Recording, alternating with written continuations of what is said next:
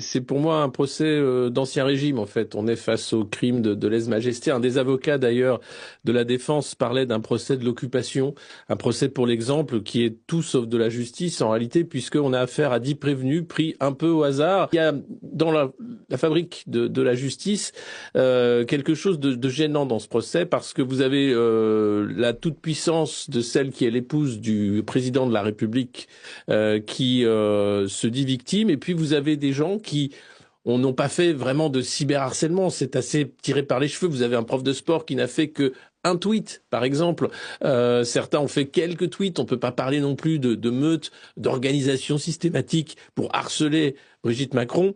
Et ce sont eux qui sont maintenant harcelés par la justice.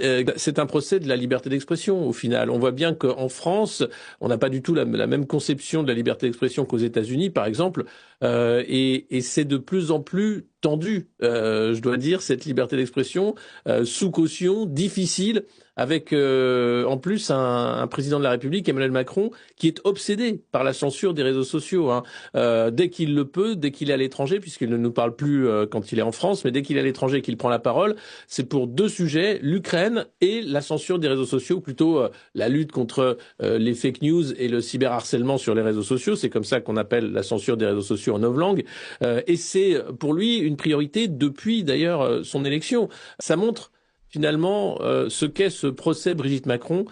C'est un procès Brigitte et Emmanuel Macron contre la libre parole sur les réseaux sociaux, sous l'angle bien sûr de la transphobie, du cyberharcèlement. Alors le cyberharcèlement, c'est ce terme qui permet d'interdire la parole, d'interdire la critique aussi. On peut l'utiliser à tout va. Le rappeur Booba, par exemple, lui aussi est accusé de cyberharcèlement par Magali Berda, l'influenceuse, alors même qu'elle a été jugée pour escroquerie par le passé. Pourquoi faire confiance aux publicistes du couple Macron, à la presse mainstream, et croire que finalement cette histoire fonctionne? Et effectivement, le sujet numéro un, c'est celui-là, celui de la pédocriminalité, entre guillemets, puisque si on dit ce mot-là, on va finir en prison, peut-être. Vous voyez, donc on interdit la parole sur ce thème-là, qui est un thème important parce que il dit tout d'Emmanuel Macron. Comment ce jeune de 14 ans a-t-il pu se construire? Quelle est son histoire? Où est passée sa jeunesse? Pourquoi aujourd'hui pense-t-il comme il pense? Et pourquoi fait-il ce qu'il fait?